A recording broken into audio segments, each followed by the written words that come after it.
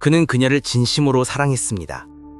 하지만 2015년 9월의 어느 밤, 그 여자는 사랑을 증오로 바꿔버렸습니다. 단 한 컵의 산성액체로 말이죠. 그날 이후 그의 삶은 끝없는 고통의 연속이었습니다.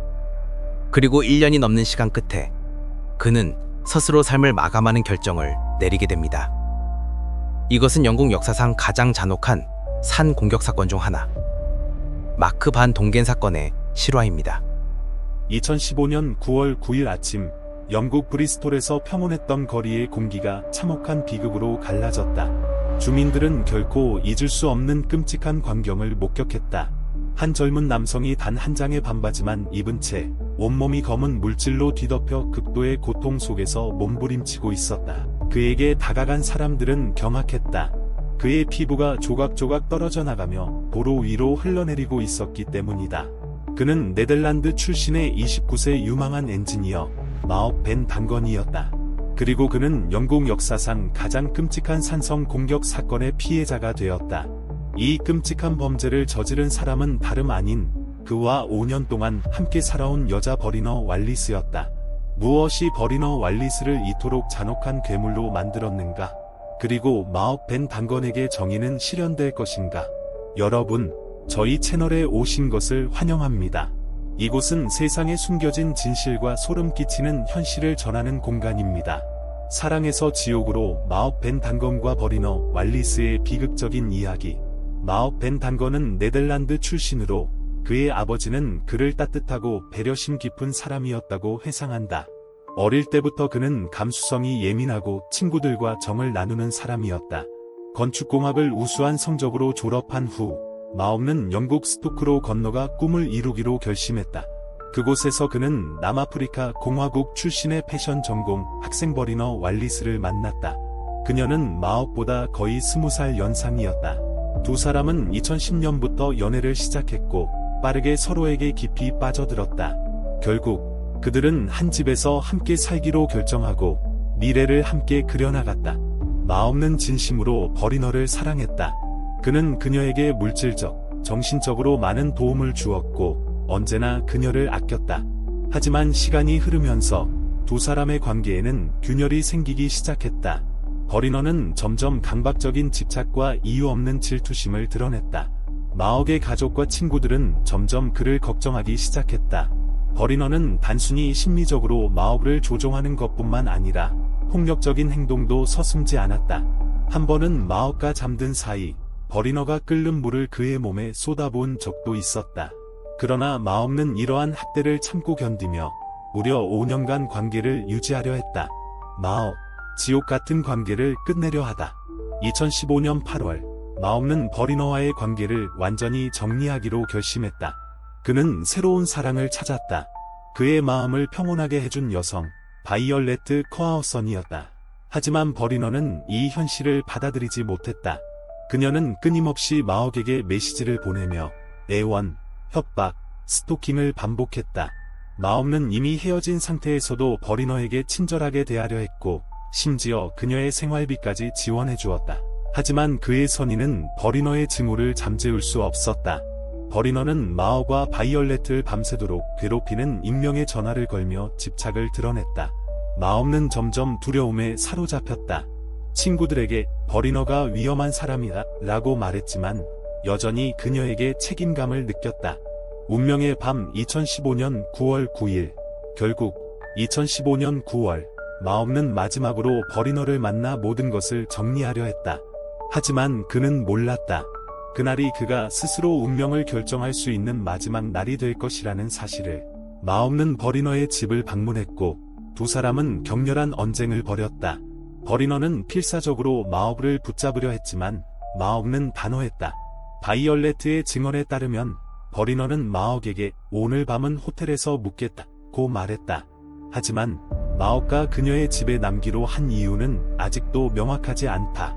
그리고 새벽 3시 깊이 잠든 마옥의 곁으로 버리너가 조용히 돌아왔다. 그녀는 침대 옆에 다가가 그를 깨웠다. 그리고 차가운 목소리로 마지막 선언을 했다.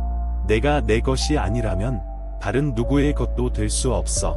그 순간 버리너는 진한 황산이 담긴 컵을 들어 마옥의 얼굴에 그대로 뿌렸다.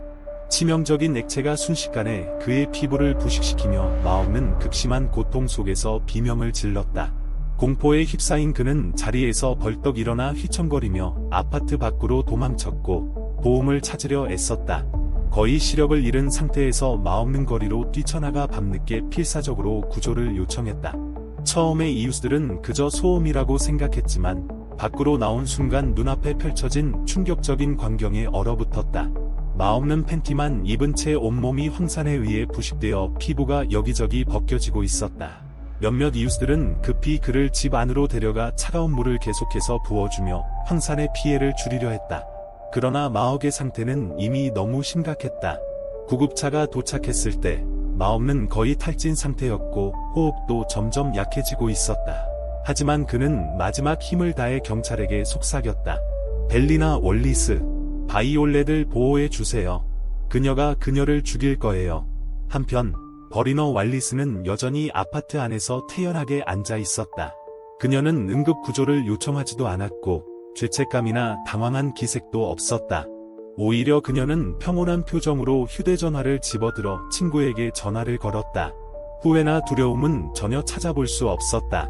의료진은 급히 마옥을 응급처치하며 산소를 공급하고 진통제를 투여해 그의 상태를 안정시키려 했다.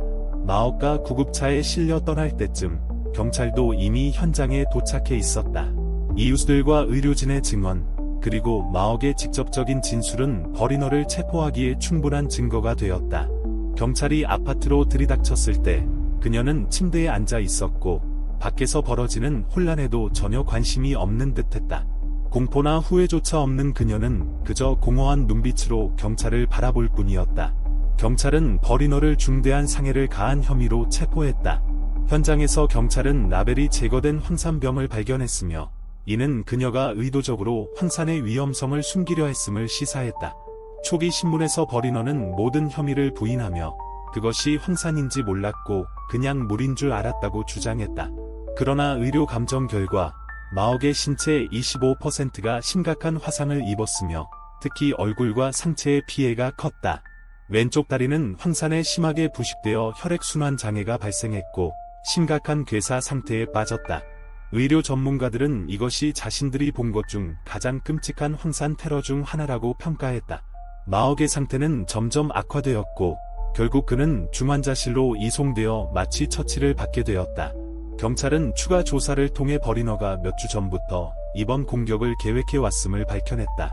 마옥의 가족과 지인들의 증언에 따르면 버리너는 오래전부터 폭력적이고 조종적인 성향을 보였으며 마옥은 그녀의 강박적인 집착과 심리적 조종에 오랜 시간 시달려왔다.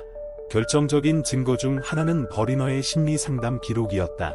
최근 상담에서 그녀는 다른 사람을 통제할 수 있을 때 가장 짜릿한 기분을 느낀다고 고백한 바 있다.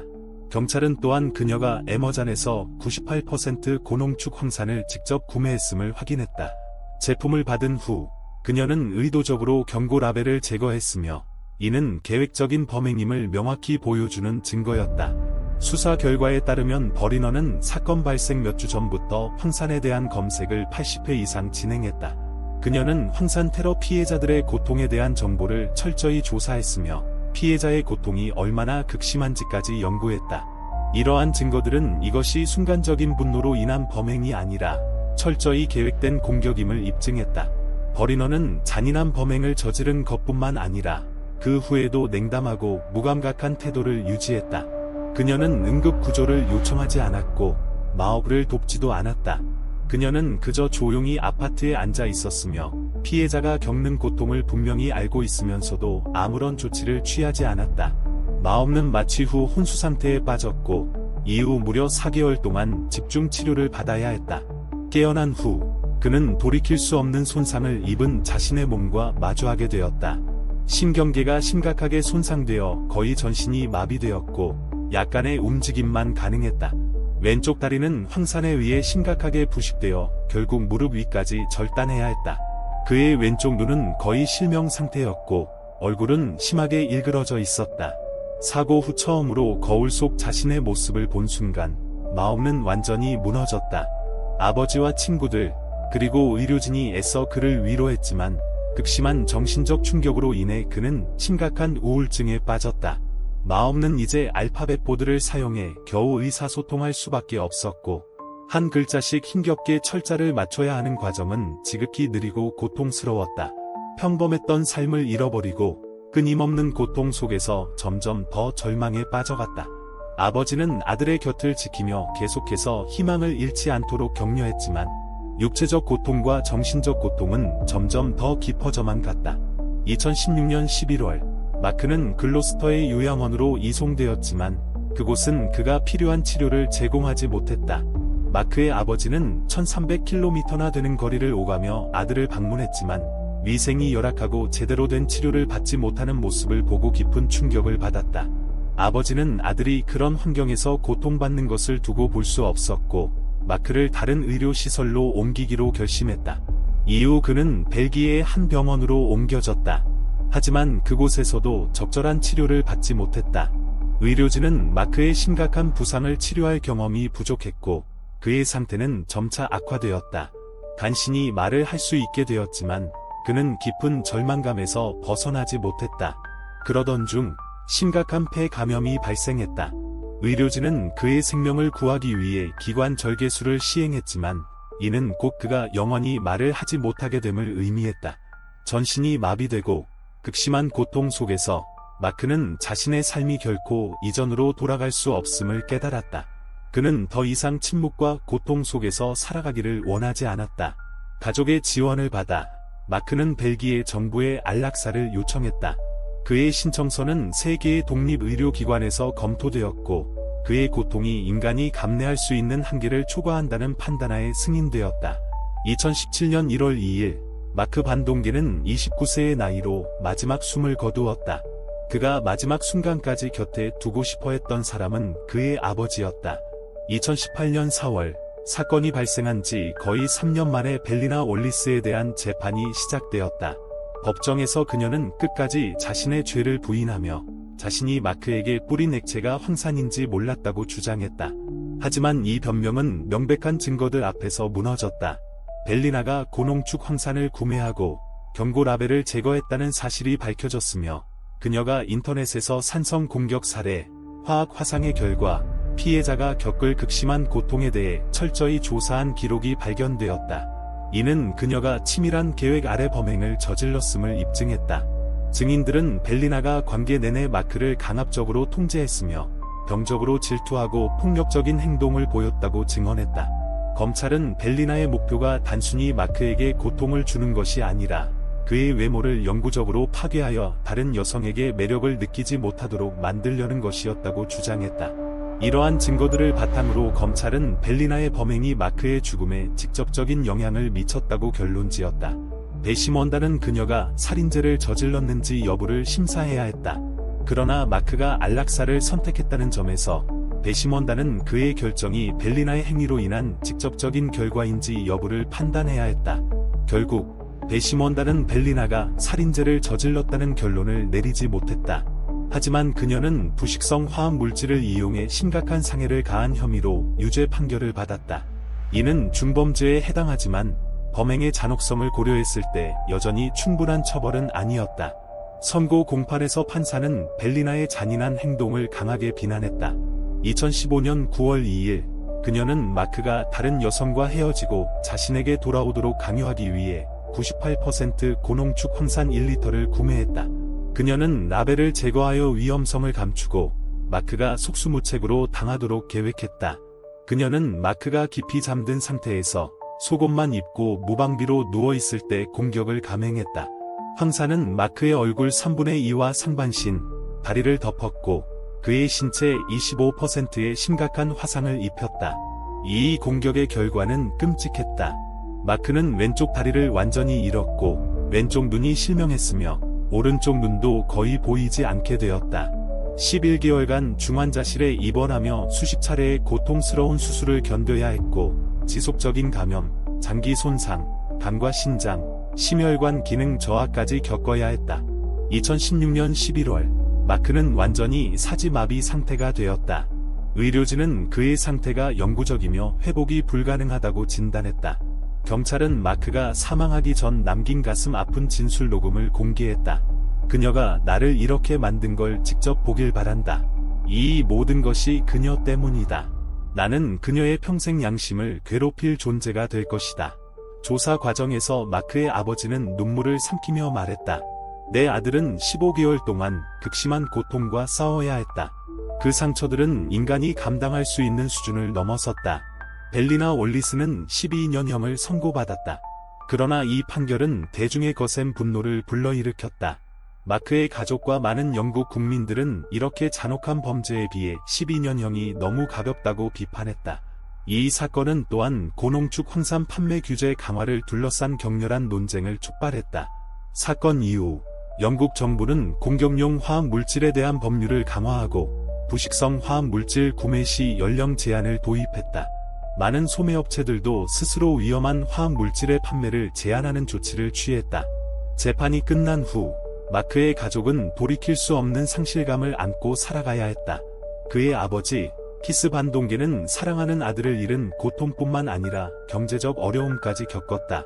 그는 브리스톨과 고향을 오가며 장기간 병원 근처에서 지내야 했고 비용을 절감하기 위해 병원 주차장에서 자동차 안에서 잠을 청해야 했다.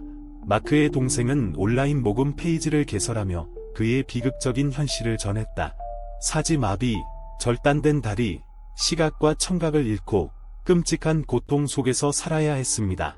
더 이상 이것을 삶이라고 부를 수 없습니다. 현재 벨리나 월리스는 영국의 한 교도소에서 복역 중이다. 보안상의 이유로 정확한 수감 장소는 공개되지 않았다. 그녀는 2027년에 가석방 심사를 받을 자격을 얻게 된다. 그러나 마크의 아버지는 단호하게 말했다. 그녀의 범죄는 용서받을 수 없다. 그녀가 쉽게 풀려나서는 안 된다. 과연 12년형이 벨리나 월리스에게 충분한 처벌일까? 여러분의 의견을 댓글로 남겨주세요.